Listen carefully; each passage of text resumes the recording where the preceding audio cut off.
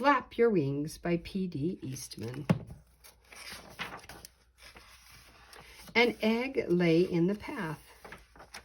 A boy came down the path. He saw the egg. He looked around. He saw flamingos and frogs and turtles and alligators. "Whose egg is this?" he called, but nobody answered. Then the boy looked up. He saw an empty nest in a tree. "Here is an egg without a nest," he said, "and there is a nest without an egg." The boy climbed the tree. He put the egg in the nest. Then he went away.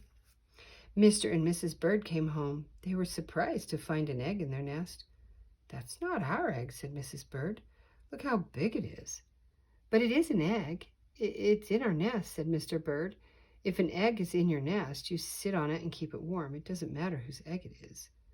"All right," said Mrs. Bird, "but I wonder what kind of bird will come out of that egg." They took turns keeping the egg warm. First Mr. Bird sat on it, then Mrs. Bird sat on it, then Mr. Bird sat on it. Sometimes, because it was so big, they both sat on it. One day, Mrs. Bird heard a squeaky noise. "Help," she said, "this egg is squeaking. Squeak, squeak, squeak, squeak, squeak." Mr. Bird came back to the nest. He listened to the egg. "The egg is not squeaking," he said. "It's our baby that is squeaking. He is ready to come out of the egg." Mr. and Mrs. Bird waited. Squeak, squeak. The egg started to crack. Then it cracked some more. And there was the baby. Mr. Bird was very excited. "It's Junior," he shouted. "What a beautiful baby." Junior opened his mouth. It was a big mouth. It was full of teeth. "That's the funniest looking bird I ever saw," said Mrs. Bird. "Something is wrong. I don't think he's our baby at all." "He's in our nest, so he must be ours," said Mr. Bird. "His mouth is open. That means he's hungry. When your baby is hungry, you feed him." Mr. and Mrs. Bird went away to get some food for Junior. Mr. Bird brought a pink worm. Mrs. Bird brought a green one. Junior ate both worms in one gulp. Then he opened his mouth wide again. "We have to get Junior lots more to eat," said Mr. and Mrs. Bird. Hour after hour, day after day, they brought food for Junior. Mrs. Bird got berries and cherries. She got butterflies and caterpillars. She got dragonflies and mosquitoes. She got ladybugs and tiger beetles. Mr. Bird got crickets and spiders. He got grasshoppers and snails. He got red ants. He got black ants. He got centipedes, too. "What kind of bird eats so much?" said Mrs. Bird.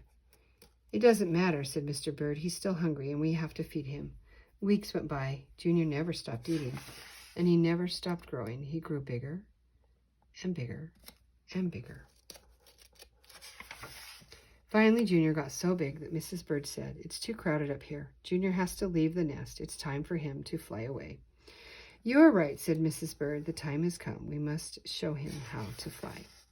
Mrs. Bird pushed and pushed. Mr. Bird showed Junior how to fly. "Jump in the air like this," he said, "then flap your wings." Junior got ready. He took a big breath and jumped.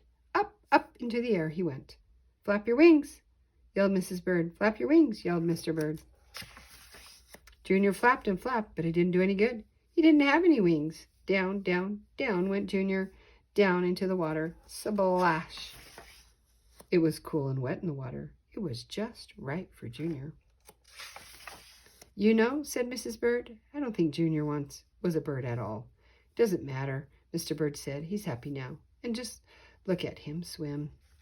The end.